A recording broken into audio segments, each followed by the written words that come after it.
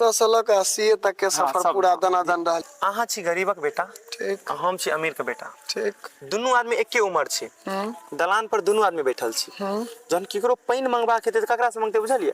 अहाँ से हमरा मांग। से मांगते।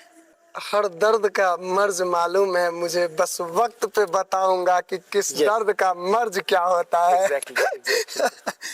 अच्छे कि किसी को इतना ना चाहो कि देवता बन जाए, समय याद नहीं है उनका ई वाला बहुत ज्यादा हम शायरी सुनै छलियै जहन पढ़ै छलियै तऽ। आइ काल्हि के समय में छै से सोशल मीडिया प्लेटफॉर्म से दूर रहनाइ बहुत बड़का चुनौती भऽ गेल छै। कि सीए बनै से 3 साल 4 साल पहले हम सोच लेलिए कि फेसबुक पर जब फोटो डालबे तो सिर्फ सीए बन के डालबे, नहीं तो नहीं डालबे। कि एक छात्र के जीवन में अगर सबसे बाधा कोनो छै सिर्फ और सिर्फ गर्लफ्रेंड छै।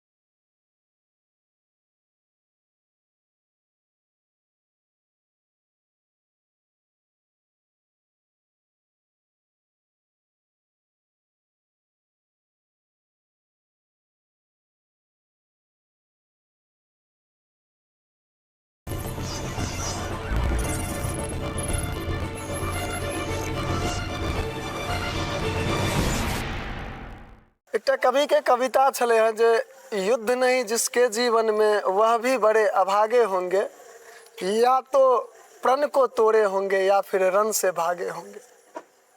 बिल्कुल एहने एक विद्यार्थी के जीवन में होय छै, जखन पढ़ाई करैत रहे छथिन तहन ओ पूरा संघर्ष भरल ओ जीवन रहे छै और विभिन्न परेशानी के विभिन्न समस्या से लड़ कऽ आगू बढ़े छै और आगू बढ़ला के बाद सफलता हासिल करे छथि। आइ किछ एहने हमरा सबके संग मेहमान छथि, चार्टर अकाउंटेंट राकेश कुमार झा। बहुत बहुत स्वागत है। थैंक यू अहाँ के। केहन लग रहा है?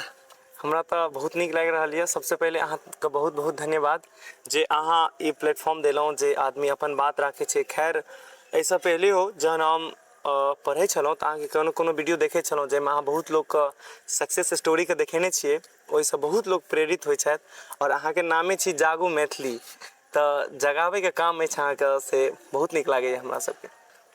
जखन हम सब कोनो भी एक सफल व्यक्ति के परिचय जखन सामने राखे छी, बहुत आदमी देखे छथिन तऽ रिव्यू बहुत बढ़िया दै छथि। हाले में एखन हम सब सीए रंजीत झा के केने छलियनि या इंटरव्यू केने छलियै तऽ बहुत आदमी देखने छलखिन और कहने छलथि जे एहि प्रकार के इंटरव्यू राखल करू ताकि विद्यार्थी सबके आगू बढ़े में प्रोत्साहन भेटतै। जरूर जरूर। तऽ वएह चीज के लऽ कऽ अहाँ सबके बीच आयल छी और एक एकटा कहानी अहाँ सबके सुनावे के कोशिश करब जे एकटा विद्यार्थी के जीवन में कई कई प्रकार के परेशानी हुई छै, सब गोटा जानते हेबै, लेकिन राकेश जी कई कई परेशानी से जूझ के आगू बढ़लखिन ये, वो सबटा चीज आइ अहाँ के सुनावे छी। बचपन से चाहब जे बचपन से सुनावी, चूंकि खिस्सा ओतुका बहुत कमाल के होइ छै। देखिए होइ छै कि बेसिकली बहुत चीज अब यादो नहीं रहे छै, लेकिन जब हम अगर अपन बचपन का कहानी कही तो अपने गांव में स्कूल छल, बिहार बोर्ड से हम पढ़ल छी, गाँव में स्कूल छल। हम बचपन में जहाँ तक हमरा याद है 7 क्लास तक हम कहीं स्कूल नहीं जाए छलिए। हमरा माँ पापा सब टांग के दऽ आबै छलखिन, हम भाग जाए छलिए स्कूल से डेली।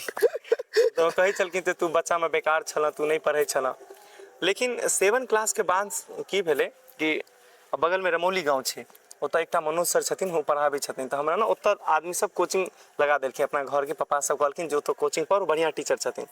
तो हुनका लगन गेलौं और एकटा नहीं होइ छै कि काया पलट भ जेनाइ। अच्छा। मतलब सरस्वती अपना सब कहावत छै जे ओकर भगवती दहीन भ गेलखिन, तऽ एनाहिते सरस्वती के कृपा भेलै और 7 क्लास से हमर एकदम से एजुकेशन स्टार्ट भेला एना बुझियौ।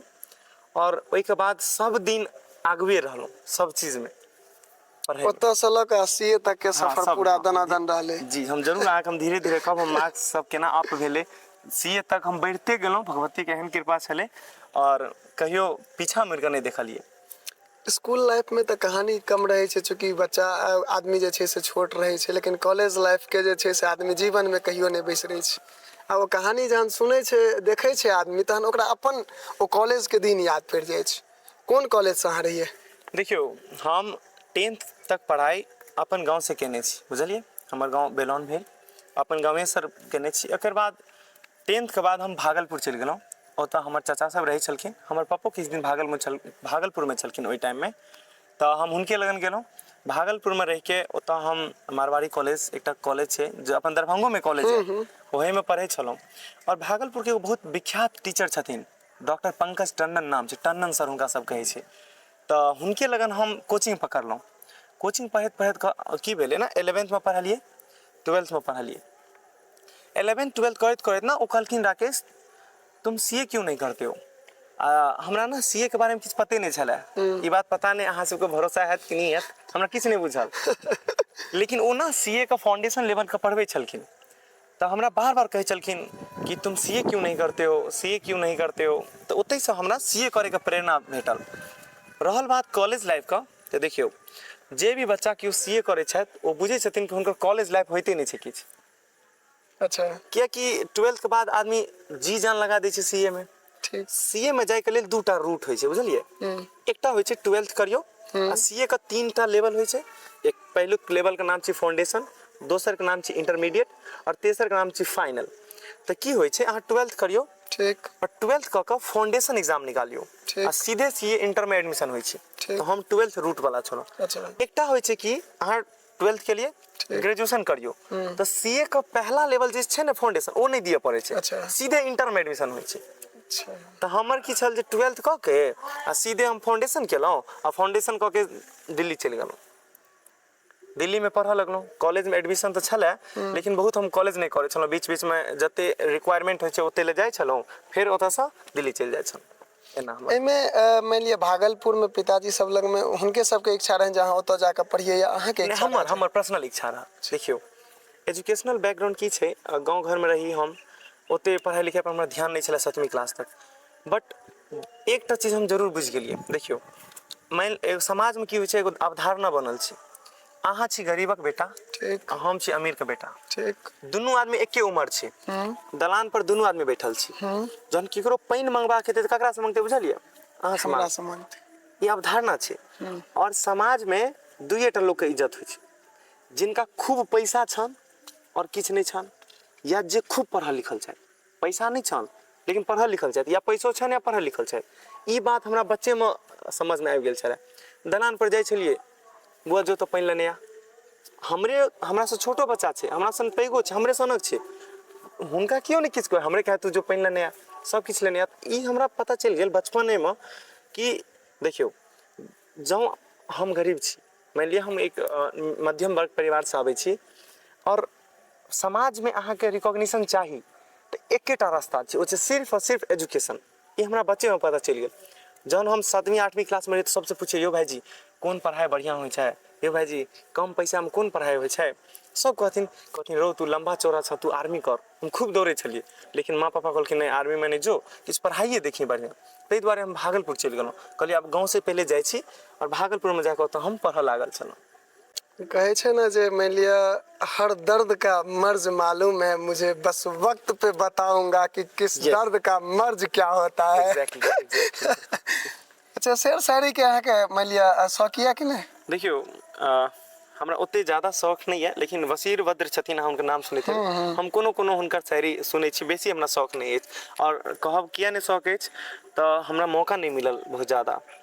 हम धीरे धीरे अहाँके बता रहल छी केना नहीं मौका मिलल। याद यऽ हुनकर शायरी? हुनकर बहुत सारा शायरी सुनै छी। एक छै कि किसी को इतना ना चाहो कि देवता बन जाए, हमरा याद नहीं अछि। हुनकर ई वाला बहुत ज्यादा हम शायरी सुनै छलियै जहन पढ़ै छलियै तऽ।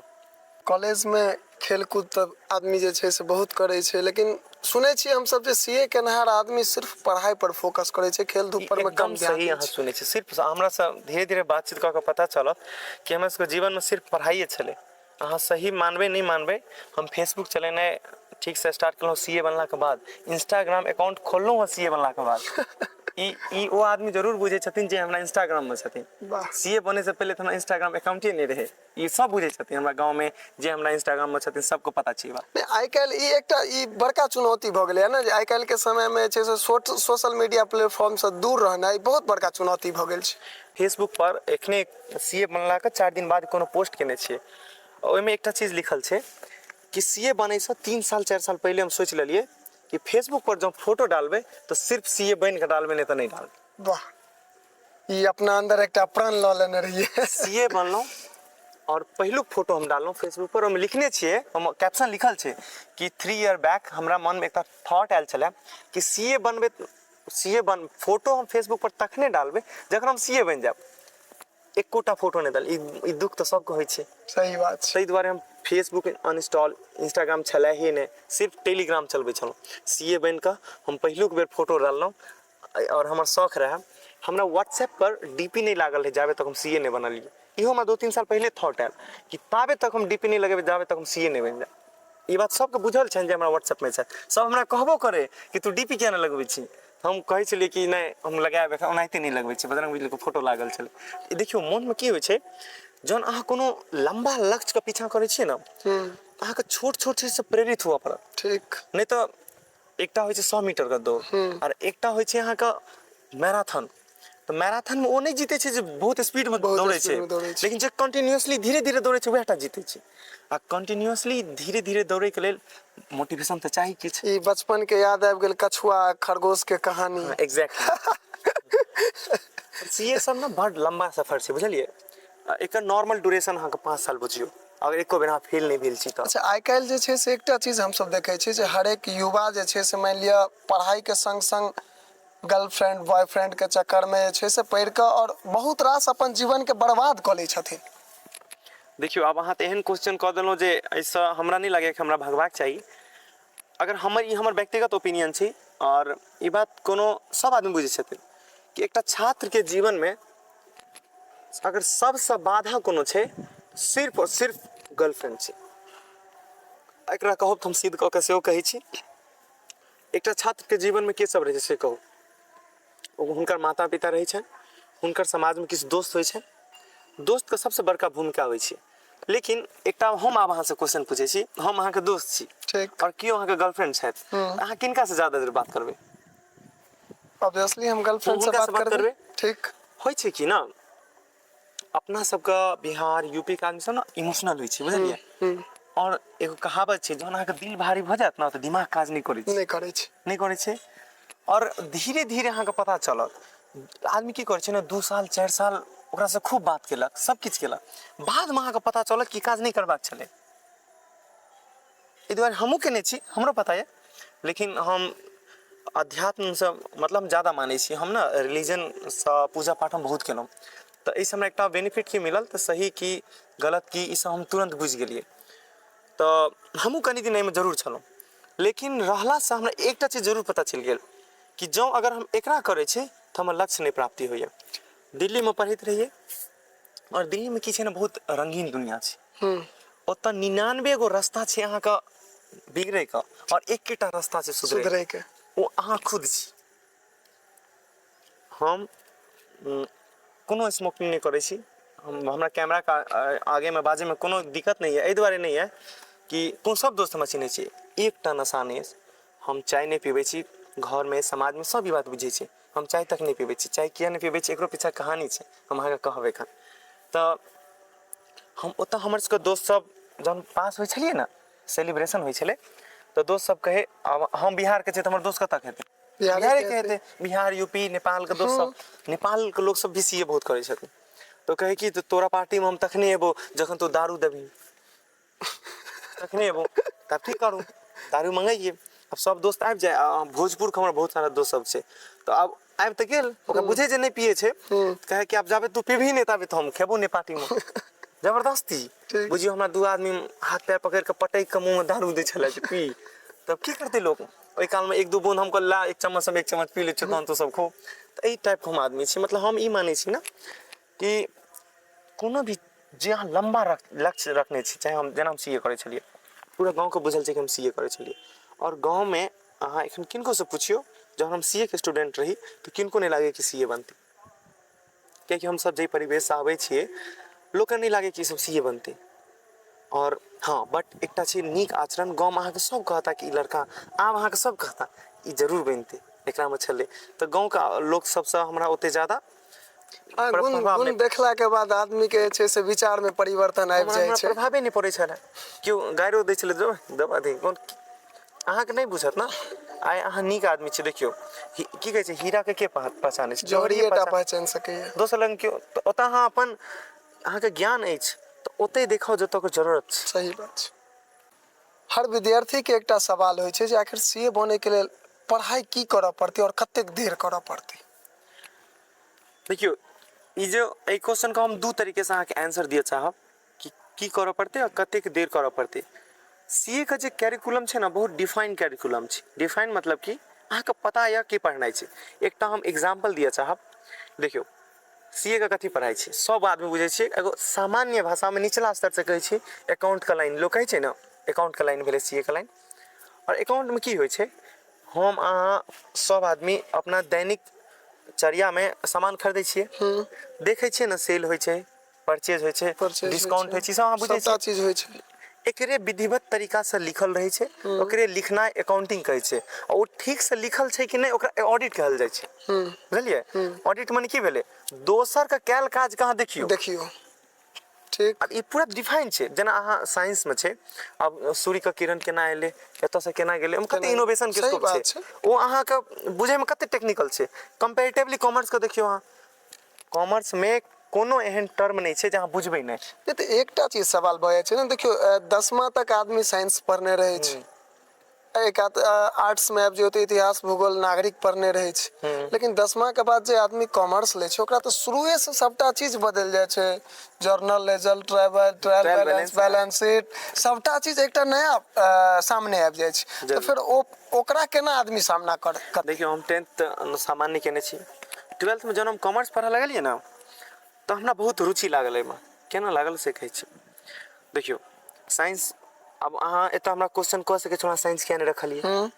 अपना सब दिसन एगो अवधारणा बनल छै कि जे बच्चा फर्स्ट करते साइंस रखते, जे सेकंड करते वो कॉमर्स रखते, और जे थर्ड करते से आर्ट रखते, ये अवधारणा छै। तो हम छी सेकंड डिवीजन वाला।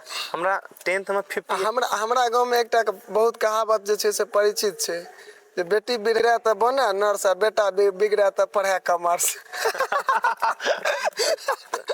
हम एकर एक्सेप्शन हमरा अहाँ मानि लिअ, हम कॉमर्स पढ़लहुँ और हम बहुत नीक लागैए कि मैं सीए बन के समाज में एलहुँ, हमरा बहुत रिकॉग्निशन मिलल।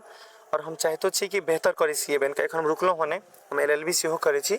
एखन में 3टा पार्ट भइयो गेल एलएलबी का। कतऽ जाके रुकबै अहाँ, सीए कऽ लेलियै एलएलबी कऽ रहल छियै तऽ रुकबै कतऽ जाके। देखियो हम सीए बनते ही अपन माँ पापा के कहलियनि हमरा यूपीएससी करऽ दे, कहै छथिन तू कते पढ़, आब छोड़ि दही, दिन भरि तऽ पढ़िते रहै छ। कियाकि हम जहन पढ़ै छलियै तऽ माँ पापा से ना बात नहीं भऽ पाइ छलै, 7-7 दिन हम बात नहीं करियै। नीचा में छथि हुनका पुछबनि, नहीं होइ छलै बात, करै छलखिन बौआ ठीक छ तऽ माँ राख बाद में बात करबो, लाइब्रेरी में छै, एना होइ छलै 7-7 दिन। तेँ ओ देखने छै तऽ कहै छै नहीं पढ़, कते पढ़ब, जीवन भरि पढ़िते रहब, सुख कहिया करब। तऽ से और हमर बहुत इच्छा है, हम साइमल्टेनियसली अहाँके 3-4टा कोर्स हम करै छियै सीए के साथ साथ। अब हम तखने कहब जहन भऽ जायत। वाह, चलू तहन ओ मौका भगवान करथिन जे आबै, अहाँके मेहनत रंग लाबै, आ फिर एक दिन हम सब बैसब और जहन ओ रिजल्ट निकलतै तकरा बाद। कॉलेज में चूँकि जे आदमी में कॉलेज में जखन पढ़ाई करैत रहे छै तऽ आदमी बदमाश बहुत रहे छै। अहाँ कोन बदमाश छलियन? एगो होइ छै भीतरिया बदमाश, एगो होइ छै बाहरी बदमाश। अहाँ कोन बदमाश में से छलियै? देखियो अपना मुँह से लोग अपन बड़ाई की करत। भगवती के एहन कृपा छनि, भगवान के, कि हमरा लागैए कि कोनो अवगुण नहीं अछि हमरा एहन। आब ई बात अहाँ किनको से पूछबै तखने, हम अपन केना बतायब हम बदमाश छी। नहीं, हम अहाँके गाँव में जखन किछु आदमी से हमरा बातचीत भेल छलै जे एना एना जखन अहाँके रिजल्ट निकलल छलै, अहाँके तऽ हमरा बात भेले छलै दिल्लीए में अहाँ रहिते जे एकटा हम इंटरव्यू करब अहाँ संगे, जे मानि लिअ जे जरूर हमरा तैयारी केनहार बच्चा सब छै तिनका एहिसँ बहुत प्रेरणा भेटतै। हुनका हम 2-3 चीज बतेबनि अभी। तऽ ओ हमरा कहने छलथि, राकेश जे छै से अपना टाइम में बढ़िया लड़का छलथि, या सिंसियर लड़का छलथि, कोनो भी चीज के जिम्मेवारी से जे छै से करै छलखिन यऽ। तऽ ओहिसँ हमसब अनुमान लगेलियै जे नहि, अहाँ ई मारि पीट बदमाशी सबसँ पूरा अलगे दुनिया में रहि गेलियै। कतौ अहाँके रिकॉर्ड नहीं भेज सकैया। आज तक हमर आइ उम्र भेल 25-26 साल के हम छी, आज तक पापा के याद नहीं हेतनि बच्चा सब के एखन तक जे हमरा नाम से हुनका एकटा उपराग घर पर आयल हेतै, आज तक हम कहै छी। और अहीं के जागो मैथिली के न्यूज सब एक चीज आश्वस्त करै छी कि जीवित काल तक हुनका कहियो नहीं हेतनि। हमर लक्ष्य एकेटा अछि कि देखियौ लोक किछो भेट जाइ छै, लेकिन अपना सब कोनो शिखर के पाबै छी न तो ओहिमे माता पिता के आशीर्वाद बहुत होइ छै, बुझलियै, हुनके प्रतापे होइ छै, माता पिता पितर सब जे होइ छथिन सबटा हुनके। चीज होइ छै। और दिल्लियो में हम रहै छी तऽ हम हमेशा कोशिश करै छी कि हुनका सबके ठेस नहीं पहुँचे, हमरा सब कोनो बात हम कोनो भी किछु भी करब तऽ हुनके सब किछु करब जे अहाँके की नीक लागैया। मतलब हमर हमेशा इच्छा रहैया जी मरितो दम तक एक बेर अगर जँ बाजि देलखिन कि लोक के बेटा होय तऽ एहने बेटा होय, हम कोशिश इएह में लागल रहै छी। सिनेमा देखै छलियै? हम सिनेमा बहुत कम देखे छी। अब किया कम देखे, सही बात हम पढ़ाइए को टाइमे नहीं मिले। अहाँके फेवरेट हीरो कोई के छलाह? हीरो सबके केना कहूँ, हम ओते ज्यादा इंटरेस्टेड नहीं छी सिनेमा सबमे, लेकिन हमर फेवरेट कोनो नहीं है, ककरो देख लै छी। गाना ताना सुनै छलियै? गाना हम जरूर, भोजपुरी गाना बहुत सुनै छी। भोजपुरी अरे पढ़ैत पढ़ैत ना फ्रस्ट्रेट भऽ जाइ छै इंसान। तऽ देखियौ अहाँके हम अपन स्टडी शेड्यूल बतायब एखन, तऽ ओहिमे कहब जे भोजपुरी गाना हमरा किया नीक लागैए। भाई कनी काल ना माइंड के रिलैक्स बहुत जरूरी होइ छै। दिमाग के हर कोना में पढ़ाई घुसि जाइ छलै ना, तऽ कखनो तऽ रिलैक्स करबै ना, जरूरी छै। तऽ भोजपुरी गाना हम ज्यादा सुनै छलहुँ। एगो टाइटैनिक मूवी छै, बुझलियै, हम 2-3 टा मूवी देखे छलहुँ। एगो अहाँके टाइटैनिक मूवी छै, अहाँ सब नाम सुनने हेबै। देखने हो छी। ओ हम हर सप्ताह में 2-4 बेर देखै छियै। हर सप्ताह में 2-4 बेर अहाँ कहि दै छियै, आब तऽ कम कऽ देलियै, टाइमे नहीं मिलैया। टाइटैनिक मूवी हम बहुत देखै छलियै।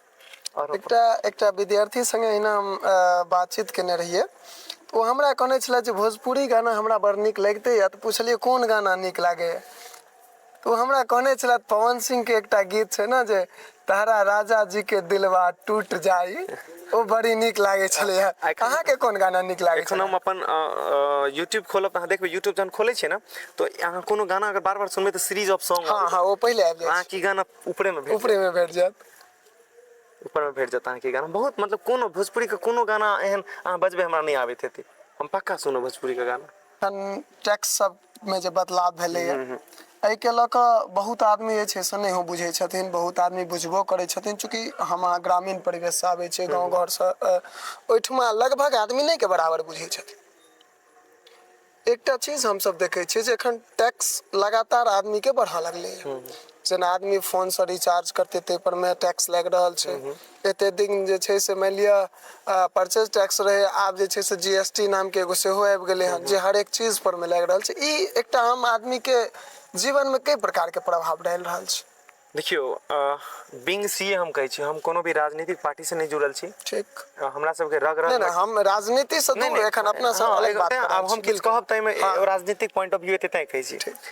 देखियौ हमर सबके तऽ रग रग में टैक्स घुसल रहै छै, अहाँ बुझै छियै। जीएसटी एलै तऽ सब आदमी कहै छलखिन कि जीएसटी गवर्नमेंट का सबसे गलत डिसीजन छलै। ठीक। हम कहै छी GST one of the best decision ever एखन तक। केना छी हम सीधे एखन कहै छी एग्जाम्पल से, जहन जीएसटी नहीं रहे तो 5 गो 6 गो टैक्स लागे छले, अलग अलग तरीके से अलग अलग टैक्स लागे छले। जहन जीएसटी नहीं रहे तो वैट टैक्स लागे छले, वैट के नाम अहाँ सुनने हेबै। सेंट्रल सेल टैक्स लागे छले, सर्विस टैक्स लागे छले, एक्साइज ड्यूटी लागे छले, एक्साइज ड्यूटी के नाम अहाँ सुनने हेबै। एडिशनल कस्टम ड्यूटी लागे छले, सबके हटा कऽ एकटा टैक्स आनल गेलै, जीएसटी आनल गेलै। हाँ अहाँ वैट में टैक्स पे केलिए ठीक। तऽ ओकर सेंट्रल सेल टैक्स में क्रेडिट नहीं भेटै क्रेडिट छलै, नहि नहीं भेटै भेटै छलै, छलै। नहि एगो भेटै। एग्जाम्पल हम कहै छी। लेकिन आब जहन जीएसटी एला से की भेलै ना, डबल टैक्सेशन एगो वर्ड होइ छै। डबल टैक्सेशन का मतलब हो गई टैक्स पर टैक्स लगनाइ। माने ई फोन छै 100 रुपया पर, अहाँ से हम खरीदलिए तऽ एहिमे 100 रुपया टैक्स लगलै, तऽ एकर 200 रुपया दाम 200 भऽ गेलै। रुपया भऽ गेलै। आ हम एकरा बेचलिए तऽ 200 पर टैक्स लगा के बेचलिए, तऽ जे 200 छै ओहिमे तऽ 100 एकर दाम छलै आ 100 तऽ टैक्स छलै, ओहो पर टैक्स लागि गेलै। तऽ ई सब छलै पहिले। जीएसटी एला के बाद ई हटि गेलै, एकरा कास्केडिंग इफेक्ट कहल जाइ छै टैक्स के भाषा में, सब हटि गेलै। आब देखियौ सर्विस टैक्स में रजिस्ट्रेशन के लिमिट छलै 10 लाख। अगर अहाँके 10 लाख के टर्नओवर अछि तऽ सर्विस टैक्स में रजिस्ट्रेशन करऽ पड़त। जीएसटी में 20 लाख के लिमिट छै। तऽ बहुत किछु छै, लेकिन लोक एकरा नहीं बुझै छथिन। लोक कहै छथिन गवर्नमेंट 2017 में जीएसटी आनलकै। फैक्ट इएह छै कि 2002 में विजय केलकर कमिटी बनल रहे गवर्नमेंट का। विजय केलकर कमिटी ही जीएसटी का पूरा सेप बनेने छले, लेकिन वो आबि नहीं सकले इफेक्ट में। एलै कहिया 2017 में पूरा का पूरा अहाँ रीड कऽ के देखबै, ओ पूरा पहले से जीएसटी का सब कुछ बना ले 2002 में, लेकिन वो आबि नहीं सकले। एलै कखन 2017 में जहन मोदी जी के गवर्नमेंट छलनि तखन।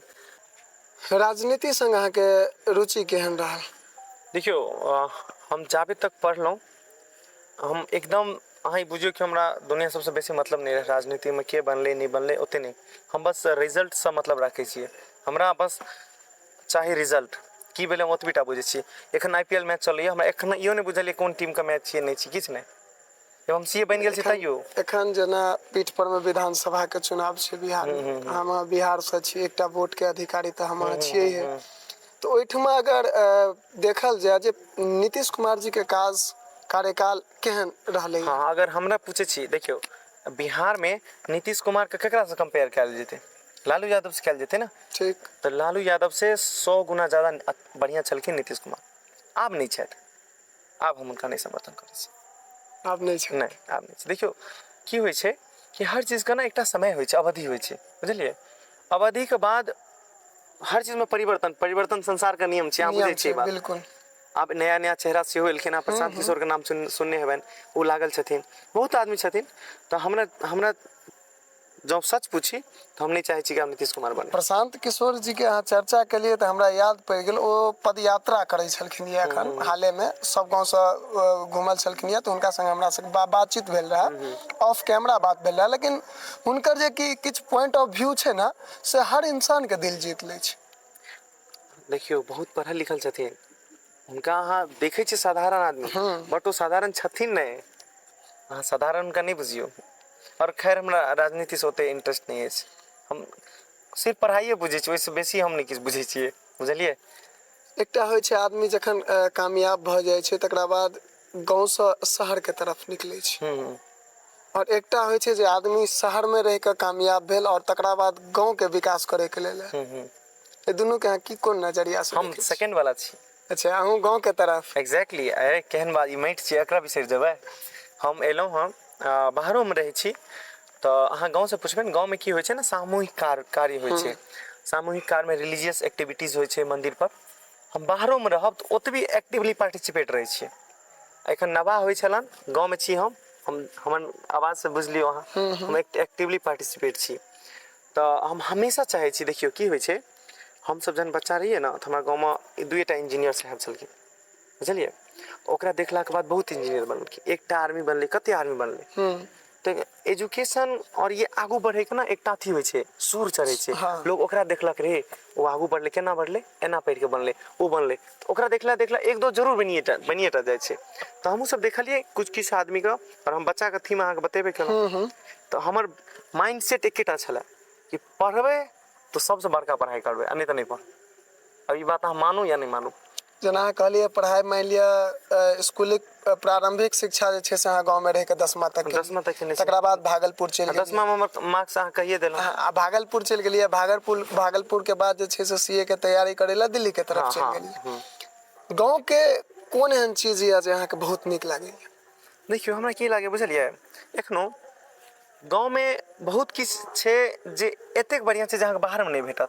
आइ अपना सब कते नीक से बात करै छी, यहाँ बाहर में कह के देखा दिए, नहीं हैत ना? सही बात। एतऽ अहाँ एबै ना तऽ अहाँके सच में पता चलत कि अपन की होइ छै, अपन लोक की होइ छै। एतऽ बाहर में नहीं, ई सब छैहे ने। हम जे अपार्टमेंट में रहै छी, हमरा फ्लैट के बगल वाला के हम आइ तक चिन्हबे नहीं करै छी के छियै। सच बात इएह छै, एतऽ अपनापन छै, हमसे बाहर में नहीं छै। अच्छा, एकटा चीज हम सब देखे छियै जे मान लिया शहर के आदमी टाइमली रहे छै, टाइम से सुत के उठता, टाइम से खाना बनेता, टाइम से ड्यूटी जेता, फिर एता मान लिया घूमे के जहन टाइम बनेने छथिन तो ओइ टाइम में घूमे ला जेता, फिर आबि के पढ़े ला बैस जेता।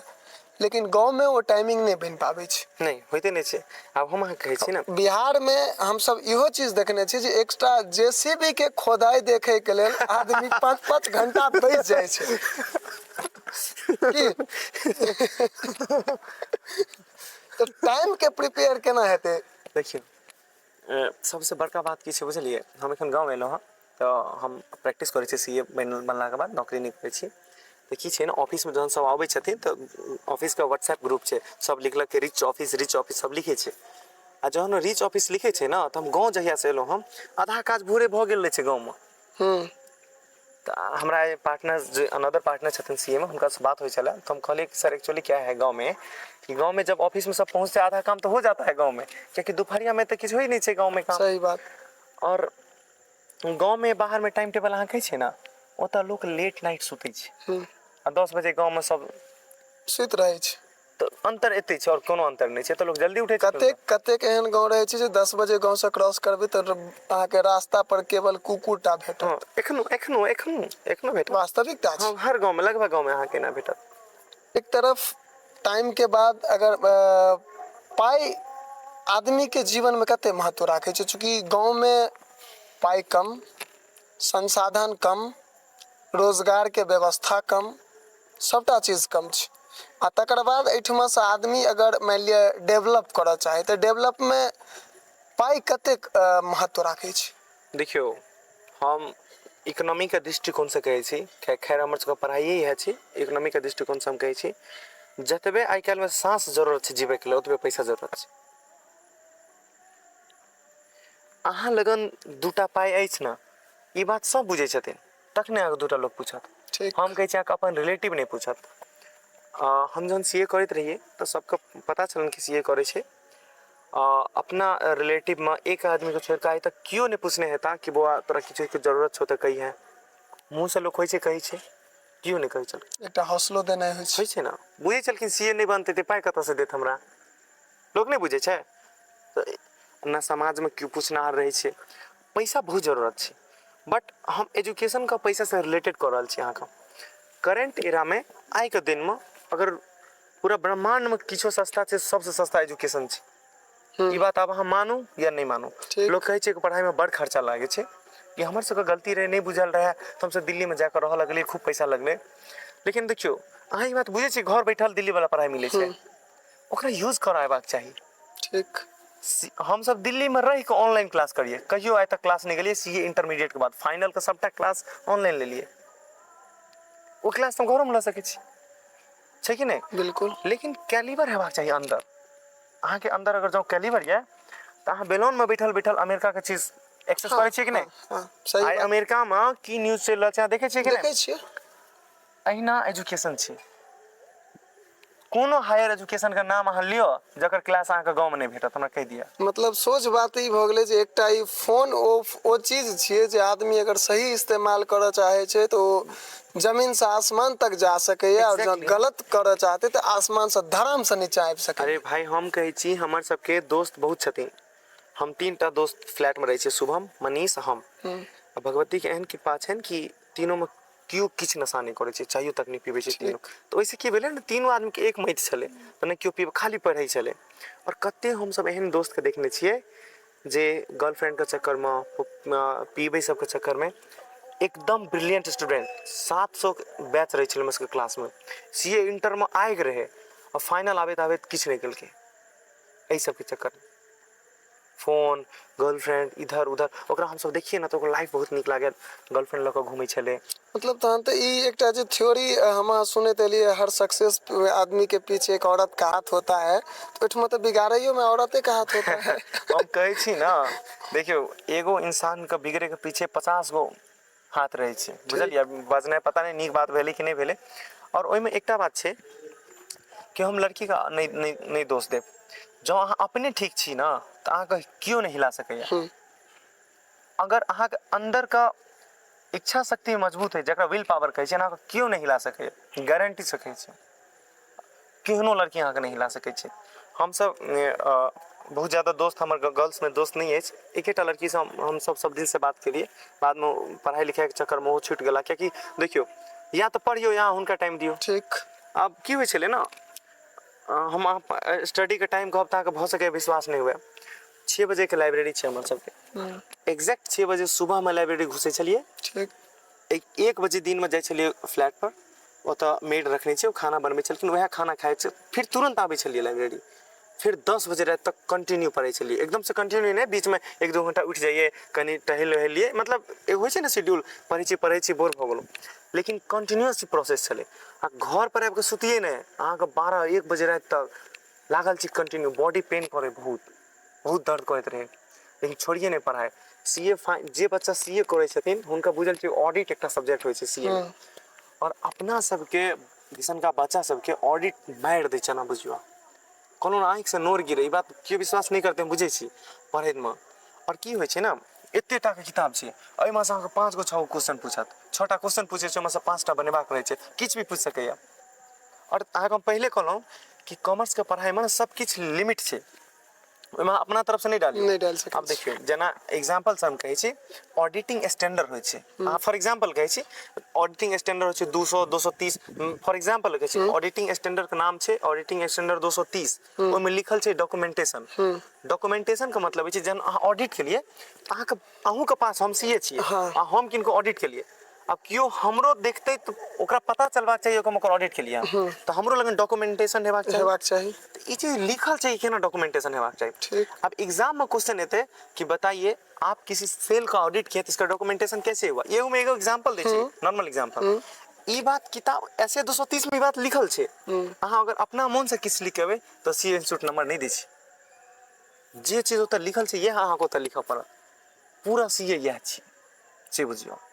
अकाउंटिंग नाम सुनै छियै ना, अकाउंटिंग स्टैंडर्ड होय छै, अकाउंटिंग स्टैंडर्ड 10 छै, जेना पीपीई ओकर नाम छै प्रॉपर्टी प्लांट एंड इक्विपमेंट।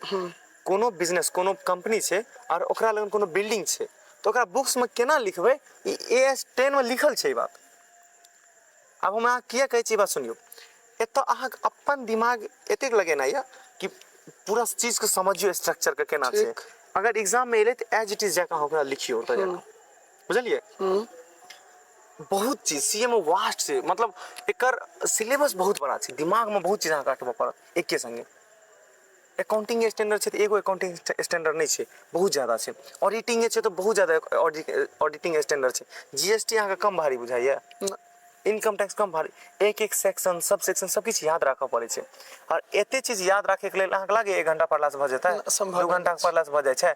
16 घंटा 17 घंटा लगातार 4 महीना 5 महीना रगड़बै ना तहन अहाँके याद हैत। हम हमर सीए फाइनल में डायरेक्ट टैक्स जकरा इनकम टैक्स कहै छी ओहिमे हमर एग्जाम्शन आयल यऽ। एग्जाम्शन के मतलब होइ छै सीए में कोनो भी सब्जेक्ट में अहाँके 60 से ज्यादा जो नंबर आबि गेल तो ओकरा एग्जाम्शन कहै छै।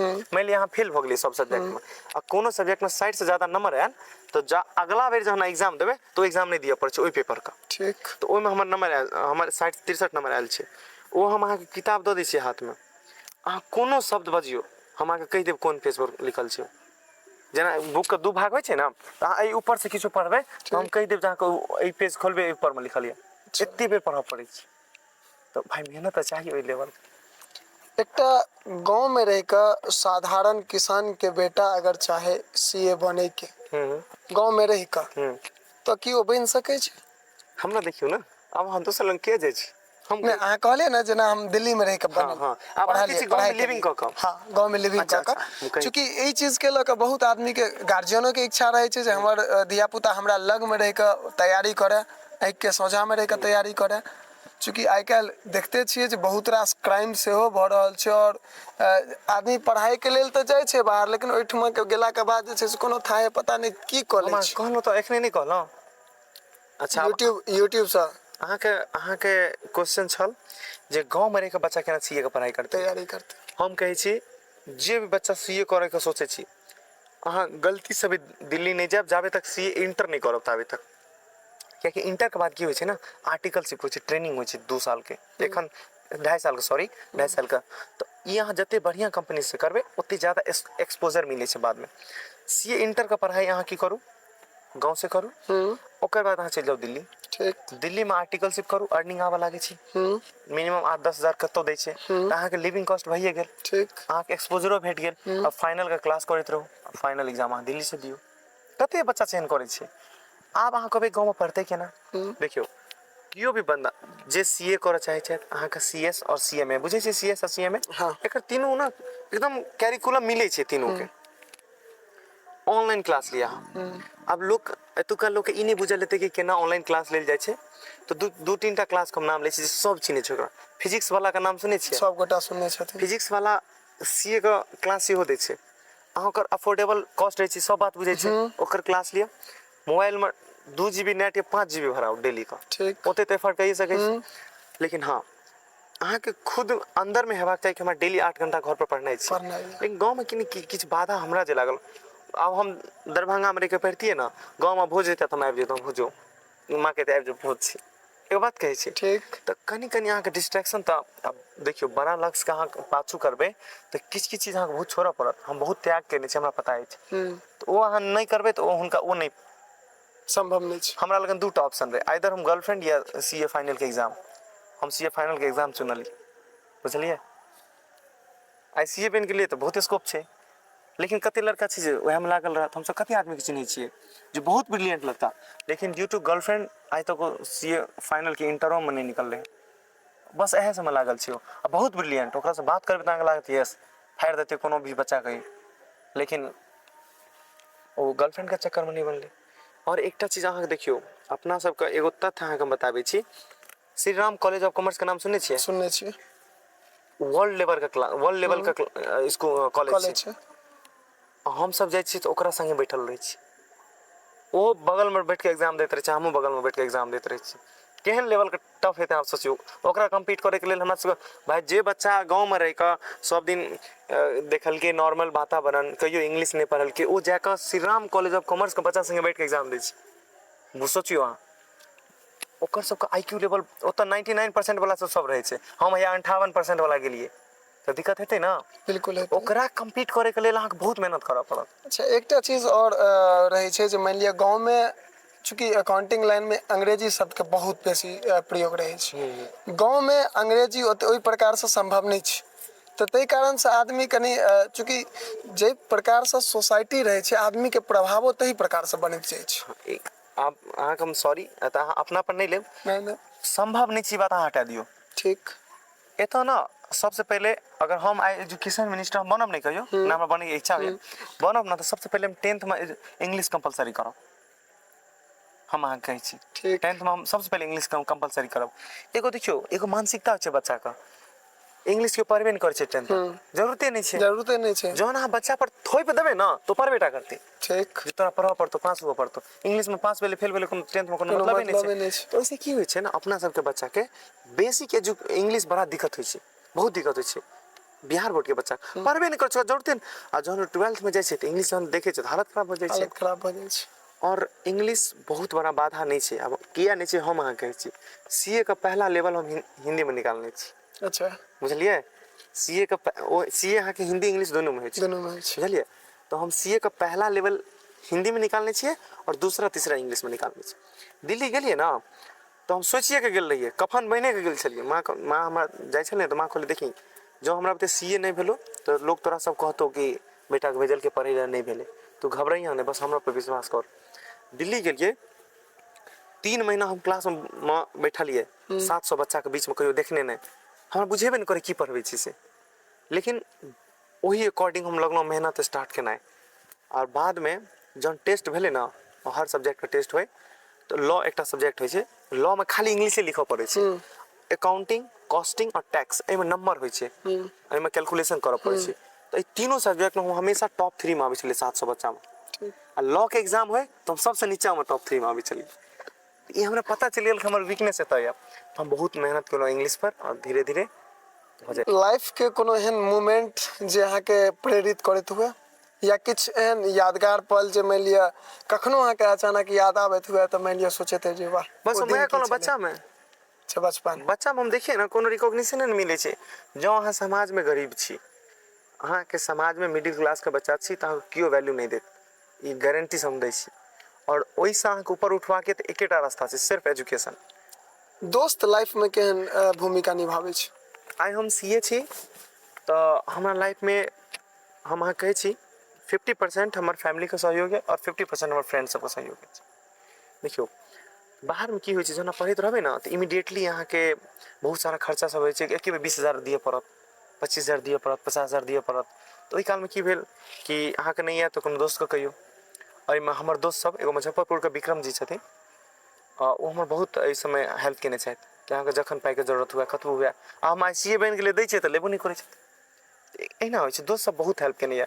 शुभम, मनीष, विक्रम जी, धीरज जी हमर सबके दोस्त छै। एकटा कहावत छै ना, दोस्त भले कम मगर चुनिंदा रखो। हमारे दोस्त बहुत कम अछि, लेकिन एखन हम फोन कऽ देबै, किछु भी कहि देबै तऽ मना नहीं करते। आइ तऽ हम सीए बनि गेल छी, जहन सीए नहियो बनल रही तऽ सबके ई जरूर विश्वास रहै कि सीए बनि जेतै, मतलब ओहि हिसाबसँ हम आचरण रहे। तऽ दोस्त हमर बहुत हमरा सबके सम्हारलक। जेना हम कहने रही गर्लफ्रेंड सबके बात, जनवरी 2024 में हमरा बातचीत, हम सब दुनिया से हटि गेल छलहुँ, बुझलिए, कियाकि हमरा पता चलि गेल छलै कि अगर जँ एहि समय हम रहब तऽ हम सीए नहीं बनब। ओकरा हटलहुँ। जनवरी मई 2024 में हमर सीए फाइनल का फर्स्ट ग्रुप निकला, और नवंबर 2024 में सीए फाइनल का सेकेंड ग्रुप निकला। धड़ाधड़ दोनों निकले।